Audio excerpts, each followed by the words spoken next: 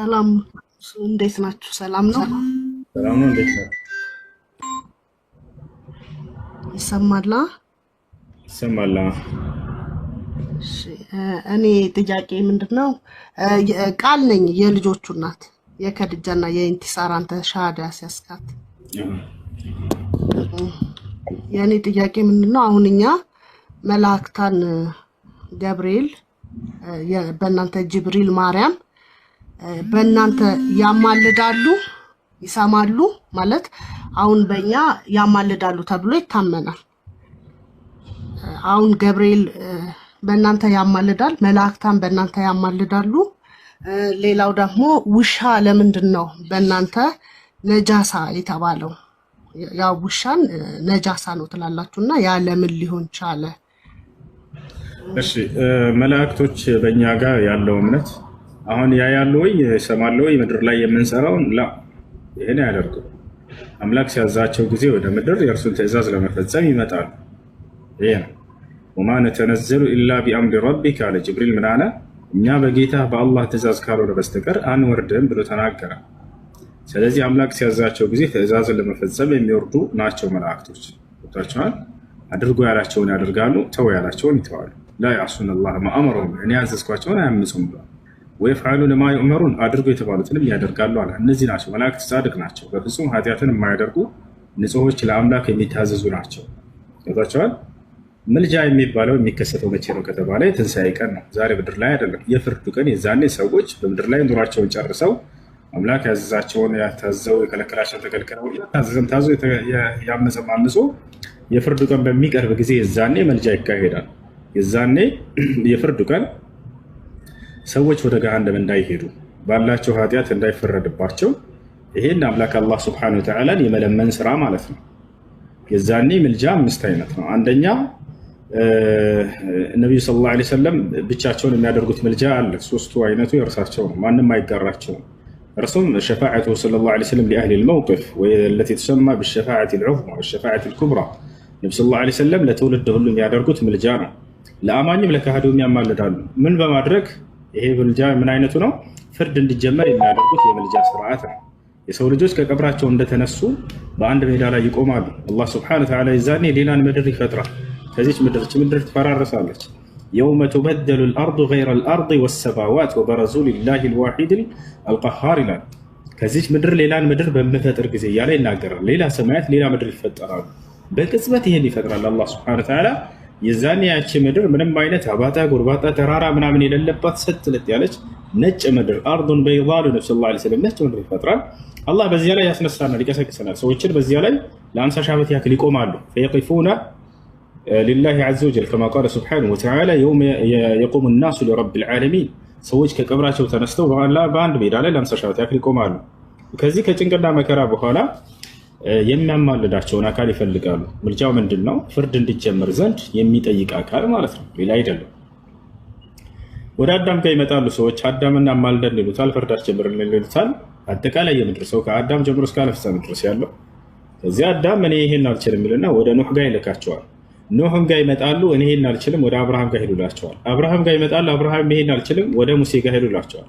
መሲሁ ጋር ይመጣሉ፣ መሲሁም ይሄን አልችልም፣ ይቅርታ ሙሴ ጋር ይመጣሉ፣ ሙሴም አልችልም ብሎ ወደ መሲሁ ጋር ይልካቸዋል።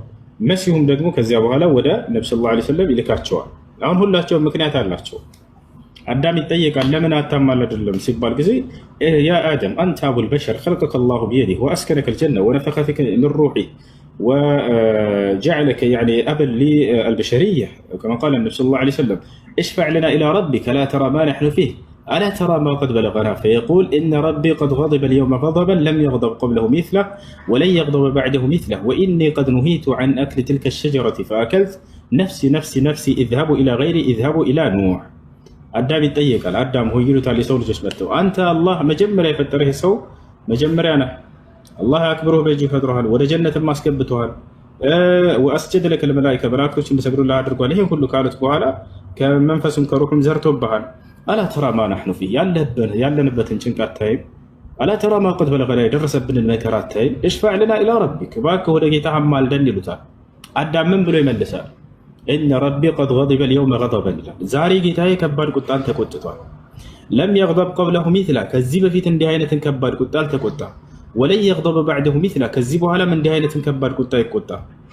ወኢኒ እኔ ደግሞ ይላል ስለ ራሱ አማላጅ የማይሆንበት ምክንያት ሲገልጽ ወኢኒ ቀድ ኑሂቱ ዐን አክሊ ትልከ ሸጀረቲ ፈአከልት ያችን የዛፍ ፍሬ እንዳትበላ ተብዬ በመብላቴ ምክንያት አመፅን አድርጌያለሁኝ እና አላህ ምንም እንኳን ቢምርለት ተምሮለታል። ነገር ግን በዚያ ምክንያት ከአምላክ ፊት ቀርቤ አማላጅ ልሆን አልችልም ብሎ ይመልሳቸዋል። አያቸው አይደለ? ኢላ መን ነዝሀብ ይሉታል። ታዲያ ወደ ማን እንሂድ? ማን ያማልደን ብለው ይጠይቁታል። ኢዝሀቡ ኢላ ኑህ ወደ ኑህ ጋር ሂዱ፣ እሱ ከኔ የተሻለ ነው ይላል።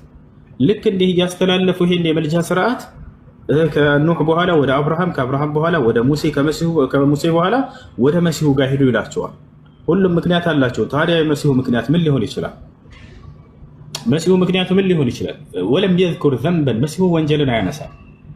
ገብታችኋል አይደለ? ወንጀልን አያነሳም። ያ ማለት አልሰራም ማለት ሳይሆን አላነሳም አሉ ነብዩ ሰለላሁ ዐለይሂ ወሰለም። ታዲያ ምንድነው የሚያነሳው? በሌላ ሐዲስ ላይ ሲገልጹ ምን አሉ?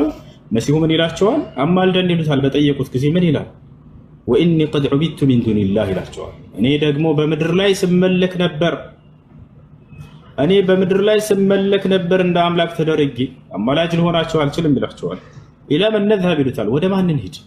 ኢዝሀቡ ኢላ ሙሐመድ ወደ ሙሐመድ ሰለላሁ ዐለይሂ ወሰለም ጋር ሂዱ ይላቸዋል። ፈየእቱነኒ አሉ ነቢ ሰለላሁ ዐለይሂ ወሰለም። የዛኔም ትውልድ ሁሉ ወደ እኔ ይመጣል አሉ። ፈየቁሉነ ሊ ለእኔም እንዲህ ይሉኛል ትውልድ ሁሉ ያ ሙሐመድ ሆይ አንተ ኸሊሉላህ አንተ አላህ ከማንም በላይ የቅርብ ወዳጅ አድርጎ የያዘ ፍጡር ነው ይሏቸዋል። ኸሊል የሚባለው ማዕረግ ለነቢ ሰለላሁ ዐለይሂ ወሰለም የተሰጠ ነው። ከመላእክትም ከሰውም ከምንም በላይ የቅርብ ወዳጅ አድርጎ የተያዘ አካል ማለት ነው ከአላህ ዘንድ። ኢነላህ ቀድ ኢተኸዘኒ ኸሊላን ከማ ኢተኸዘ ኢብራሂመ ኸሊላ ከማ ቃለ ነቢ ሰለላሁ ዐለይሂ ወሰለም። ይህንን ማዕረጋቸውን ይጠቅሱና ያነሷቸዋል። አላህ አንተን ከማንም በላይ የቅርብ ወዳጅ አድርጎ የያዘህ ነው። ወአንተ ኻተሙል አንቢያ አንተ የነቢያት ሁሉ መደምደሚያና መጨረሻ ተደርገህ ተመርጠሃል። ወረሱሉ ረቢል ዓለሚን የዓለማቱ ጌታ አላህ የመጨረሻው ዘመን ነቢይ አድርጎ ልኮሃል።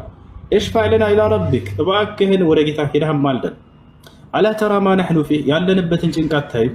አላ ተራ ማ ቀድ በለገና የደረሰብንን መከራ አታይም? እሽፋዕ ለና እባክህ አማልደን ይሉታል። ነቢ ሰለላሁ ዐለይሂ ወሰለም ምን ብለው ይመልሳሉ? አነ ለሃ ሶስት ጊዜ ምን እላለሁ አሉ። እኔ ለዚች ምልጃ አለሁ፣ አብሽሩ ይሏቸዋል። ثم انطلق አሉ ከዚያም ይሄዳለሁኝ አሉ። ይራመዳሉ፣ ማንም ያልደፈረውን ቦታ ይሄዳሉ። ወአقع ساجدا لربي عز وجل ለጌታዬም ለአላህ ሰጋጅ ሁኜ በግንባሬ እደፋለታለሁ አሉ። ሄደው ቀጥታ ጥያቄያቸውን አያቀርቡም። ያ ጀማዓ ዝም በከንቱ አይደለም። አሕመድ የተባሉት አመስጋኙ ማለት ነው። ጌታውን ከማንም በላይ ያመሰገነ ማለት ነው። ወዳው ይሄድና ወድቃለሁ፣ ስጁድ አደርጋለሁ ለጌታ ነው። ፈየፍተሑ ላሁ ዐለየ ሚን መሐሚዲሂ ማ ለም የፍተሑ ዐለየ ሚን ቀብል አላህ ከዚህ በፊት ያላሳወቀኝን የውዳሴና የምስጋና ቃላቶችን የዛኔ ያሳውቀኛል አሉ። ፈአሕመዱሁ ወእስኒ ዐለይህ በጣም አመሰግነዋለሁኝ አወድሰዋለሁም በስጁዴ ላይ አሉ። አያችሁ፣ ይሄ የዱዓ ስርዓት ነው፣ አዳብ ነው። አምላክን ስጠይቅ አምላክ እንዲህ አድርግልኝ ተብሎ አይጠየቅም። መጀመሪያ ስለዋለለት ጸጋ መስግነው፣ የእርሱን ማንነት ግለጽ። አንተ አምላክ ይሄ ሁሉ የክብር ባለቤት ነህ፣ ሁሉን ከገለጽክ ምን ካልክ ይሄን ሁሉ ጸጋ ውለህልኛል ካልክ በኋላ የዛኔ ጉዳይህን ጠይቅ። ነብዩ ሰለላሁ ዐለይሂ ወሰለም ወዲያው ሂደው አይጠይቁም። አምላኬን አመሰግነዋለሁኝ አወድሰዋለሁ፣ ረጅም ስጁድ ያደርጋሉ። በዚያ ላይ ይጠይቁታል። ጌታ አላህ ሆይ ለሰው ዘር ሁሉ ፍርድን ጀምርለት ብለው ይለምኑታል። ለአማኝም ለካሃዲም ነው ጀማዓ የዛኔ የሚያማሉት ያው ፍርድን ጀምርለት ብለው ለሁሉም እንዲጀምር ያደርጋሉ። ተባቻህ ከዚህ አላህ መልስ ይሰጣቸዋል። ያ ሙሐመድ ይላቸዋል። ሙሐመድ ሆይ ኢርፈዕ ረእሰክ ራስህን አንሳ ከስጁድ፣ ወሰል ቱዕጣ የፈለግከውን ጠይቀኝ ይሰጥሃለሁ፣ ወሽፈዕ ቱሸፈዕ አማልድ ከኔ ፊት መልጃም ተቀባይ ነው ያንተ ይላቸዋል። ፈአርፈዑ ረእሲ አሉ ራሴንም አነሳለሁኝ አሉ። ከዚያ ምን ተብለዋል? የፈለግከውን ጠይቅ ትሰጣለህ ተብለዋል አይደል? ስለማን የሚጠይቁ ይመስላችኋል? የፈለግከውን ጠይቀኝ ዛሬ እሰጥሃለሁኝ ሲላቸው ጊዜ ስለማን ነው የሚጠይቁት? ደረጃን ጨምረው የኔን ምናምን ላላላ አይደለም። ያ ረቢ ኡመቲ ኡመቲ ኡመቲ ተመልከቱ። ጌታዬ ሆይ ስለ ትውልዶቼ ስለ ኡመቶቼ ነው የምጠይቀህ፣ ስለ ህዝቦቼ። ይሄ ነው እውነተኛ ፍቅር ያ ጀማ። በጭንቅና በመከራ ጊዜ የፈለግከውን ጠይቀኝ ላደርግልህ ሲባሉ ጊዜ ስለ ትውልዶቼ ነው የምጠይቀህ፣ አደራህን ጌታዬ አምላክ ያላህ ብለው ይናገሩታል። ከዚያ በኋላስ ወሽፈዕ ቱሸፈዕ አማልድ መልጃህ ተቀባይ ነው ይላቸዋል። ትውልድን ሁሉ ፍርድ ጀምርለት ይላሉ። የዛኔ ይጀምራል። የዛኔ አጠቃላይ አማኝም ከሃዲም ከአደም ጀምሮ እስከ ዓለም ፍጻሜ ድረስ ያለ ትውልድ ሁሉ መጥቶ ከእግራቸው ስር ያመሰግናቸዋል። አላህ ይሄን ቃል ገብቶላቸዋል በቁርአን ላይ ሲናገር ወሚነ ሌይሊ ፈተሀጀድ ቢሂ ናፊለተን ለከ ዐሳ አን የብዐሰከ ረቡከ መቃመን መሕሙዳ ይላል። የምትመሰገንበትንም ቦታ ላስነሳህ ቃል ገብቼልሃለሁኝ ብሎ ቃል ገብቶላቸዋል በቁርአን ላይ። ፈየሕመዱሁ ልአወሉነ ወልአኺር የመጀመሪያውም የመጨረሻውም ትውልድ ሁሉ እንዳለ ያመሰግናቸዋል። ለዚህም ነው ስማቸው ሙሐመድ የተባለው ምስጉኑ ማለት ነው። ፍጥረት ሁሉ የሚያመሰግንባቸው ቀን ስለሚመጣ ቦታቸዋል እና ይህ የመጀመሪያው መልጃ ነው፣ ሸፋዓቱል ዑዝማ። ይህ ከዚያ በኋላ ፍርድ ይጀመራል። ሁለተኛው የመልጃ አይነት ምንድን ነው ከተባለ ደግሞ የጀነት የተባሉ ሰዎች ወደ ጀነት ይገቡ ዘንድ ሄዶ የጀነትን በር የማስከፈት ስርዓት። ጀነት ዝም ብሎ ዘው ተብሎ የሚገባበት ዓለም አይደለም። የሆነ አካል ያስፈልጋል አይደል? የሚያስከፍተው ማን ነው? የአካል ሊሆን የሚችለው አሁንም የጀነት ሰዎች መጥተው ማንን ይጠይቃሉ? አደምን ይጠይቃሉ። እነዚህ ነቢያት የጀነት ናቸው አይደል? አደም ሲጠየቅ ጊዜ ወደ ኑህ ጋር ሂዱ ይላቸዋል ለማስከፈት። ከዚያ በኋላ ወደ ኢብራሂም ጋር ልክ እንደቀደሙ፣ ከዚያ ወደ ሙሴ ጋር፣ ከዚያ ወደ መሲሁ ጋር። መሲሁ ምን ይላል? ኢዝሃቡ ኢላ ሙሐመድን ሰለላሁ ዐለይሂ ወሰለም፣ ወደ ነብዩ ሰለላሁ ዐለይሂ ወሰለም ጋር ሂዱ ይላል። ነብዩ ሰለላሁ ዐለይሂ ወሰለም አሁንም ምን አሉ? አቲ ኢላ ባቢል ጀና የውመል ቂያመቲ ፈአስተፍቲሕ ፈየቁሉ ልኻዚን መን አንት ፈአቁል አነ ሙሐመድ ፈየቁል ኡሚርቱ አላ አፍተሐ አልጀነተ ኢላ ቢከ ያ ሙሐመድ አው ሊአሐድን ቀብለከ ያ ሙሐመድ። የትንሣኤ ቀን ወደ ገነት በር ሄዳለሁኝም አሉ ነብዩ ሰለላሁ ዐለይሂ ወሰለም። እኔም የገነትን በር አስከፍታታለሁ አሉ። ቃል በቃል ገነትን እኔ ነኝ የማስከፍታት ብለው ተናግረዋል። ፈየቁሉ ልኻዚን የገነትን ጠባቂ መልአኩ ምን ይላል? መን አንት ማነህ ይላል። ፈአቁል አነ ሙሐመድ እኔ ሙሐመድ ነኝ ይለዋለሁኝ። ፈየቁል እርሱም እንዲህ ይላል ኡምርቱ አላ አፍተሐ አልጀነተ ሊአሐድን ቀብለከ ያ ሙሐመድ፣ ሙሐመድ ሆይ ከአንተ በፊት ለማንም ለአንድም እንዳልከፍት ታዝዤ እየጠበቅሁ ነበር አንተን ይላቸዋል። ገነት ከተፈጠረችበት ጊዜ አንስቶ የገነት ጠባቂ መልአክ እየጠበቀ ነው። ማንን ነው የሚጠብቀው? ነቢይ ሰለላሁ ዐለይሂ ወሰለም መጥቶ ከአንተ በፊት ለማንም እንዳልከፍት አምላክ ያዞኝ አንተን እየጠበቅኩ ነው ይላቸዋል። ይህን ይከፍትላቸዋል ማለት ነው። ስለዚህ መጀመሪያ ገነት የሚገባ ማን ነው? ፈአነ አወሉ መን የድኹሉሃ አሉ። መጀመሪያ ገነትን የምገባት እኔ ነኝ አሉ። ከዚያ ማን ነው ተቀጠላቸው የሚገባው? ትውልዳቸው ነው። ስለ ራሱና ስለ ትውልዱ አልተናገረም። በደንብ ተናግረዋል እንጂ አነ አወሉ መን የድኹሉ ልጀና የውመል ቂያማ የትንሣኤ ቀን መጀመሪያ ገነት የምገባው እኔ ነኝ አሉ። ስለ ትውልዳቸውስ ቃለ ነቢይ ሰለላሁ ዐለይሂ ወሰለም ነሕኑ ልአኺሩነ አሳቢቁን ወደዚህ ዓለም በመምጣት የመጨረሻዎቹ ትውልዶች ነን፣ በቀጣዩ ዓለም ግን ቀዳሚዎቹ እኛ ነን አሉ። ከእኛ በፊት ብዙ ትውልድ አልፏል፣ እኛ መጨረሻዎቹ ነን። ነገር ግን በቀጣዩ ዓለም ደግሞ ቀዳሚዎቹ እናንተ ናቸው ብለው አብስረውናል፣ ተናግረዋል። እና ይህ ነው ሁለተኛው ምልጃ፣ የጀነት ሰዎች ጀነት እንዲከፈትላቸው የማድረጉ ስርዓት ነው። ሶስተኛው ምልጃ ደግሞ ሸፋዓቱሁ ሰለላሁ ዐለይሂ ወሰለም ሊዐሚሂ አቡ ጣሊብ ነው፣ እሱ ነው። ከዚህ ውጭ ባለው ምልጃ ላይ ግን ነቢያቶችም መላእክቶችም ይጋራሉ። አላህ እድል ይሰጣቸዋል። ገብታችኋል አይደል? ምን እንዳደርጉ ለትውልዶቻቸው እነዚህ ነቢያቶች ከትውልዳቸው ኃጢአቱ ለበዛበት አካል እንዲያማልዱ በሩን ይከፍትላቸዋል። ስለዚህ ሙሳ ከህዝቡ ኃጢአት በጣም የበዛበት ሰው ካለ ያማልድለታል፣ ይለምንለታል። ዒሳም ልክ እንዲሁ ለትውልዱ፣ አብርሃምም ልክ እንዲሁ ኢብራሂም ዓለይሂ ሰላም። ሁሉም ነቢያት ከትውልዶቻቸው ከመልካም ስራቸው ከኃጢአታቸው ያመዘነባቸው የበዛባቸውን ሰዎች በዚህ በኃጢአታቸው እንዳይቀጡ ይለምኑላቸዋል። አልአንቢያ የሽፈዑነ የውመል ቂያማ። ነቢያት ብቻ ነው ወይ? አይደለም፣ መላእክቶችም ያማልዳሉ። መላእክቶችንም አላህ ጻድቅ ናቸው ኃጢአትን አላደረጉም እና ለእነዚህ ሰዎች እንዲለምኑ በሩን ይከፍትላቸዋል። መላእክቶችም አምላካችን አላህ ሆይ ለእነዚህ ለምእመናን ምህረት አድርግላቸውና ገነትህን ለግሳቸው ብለው ይጠይቃሉ። አላህ ስብሐነሁ ወተዓላ የዛኔ ለእነሱም በሩን ይከፍትላቸዋል። ይህን ለማድረግ ግን ዛሬ ገብርኤል አንተ አማልደኝ ማለት እንችላለን? አይቻልም። ይሄ ፍርዱ ቀን ነው የሚሆነው። ያንን ማን እንደሚያገኝ አምላክ ገልጿል። በዚያ መሰረት መገኘት ነው እኛ የሚጠበቅብን። ነብዩ ሰለላሁ ዐለይሂ ወሰለም ተጠየቁ። አቡ ሁረይራ የተባለው ታላቁ ሰሃባ ምን አላቸው? ቃለ አቡ ሁረይራ ረዲየላሁ ዐንሁ ያ ረሱለላህ መን አስዐዱ ናሲ ቢሸፋዓቲከ የውመል ቂያማ? ቃለ ነቢዩ ሰለላሁ ዐለይሂ ወሰለም መን ቃለ ላ ኢላሃ ኢለላህ ኻሊሰን ሚን ቀልቢህ። ከሰሃቦች መካከል አንዱ ሰሃባ አቡ ሁረይራ የተባለው ጠየቀ፣ አንቱ የአላህ መልእክተኛ ሆይ ታዲያ የትንሣኤ ቀን የእርሱን ምልጃ በማግኘት እድለኛ የሚሆነው ማንኛው ሰው ነው አላቸው። ነብዩ ሰለላሁ ዐለይሂ ወሰለም ምን አሉት? መን ቃለ ላ ኢላሃ ኢለላህ ኻሊሰን ሚን ቀልቢህ፣ ከልቡ ጥርት ባለ መልኩ እነሆ ከአንዱ አምላክ ከአላህ በስተቀር በእውነት የሚመለክ አምላክ የለም ብሎ የመሰከረ ሰው ነው ብለው ተናገሩ።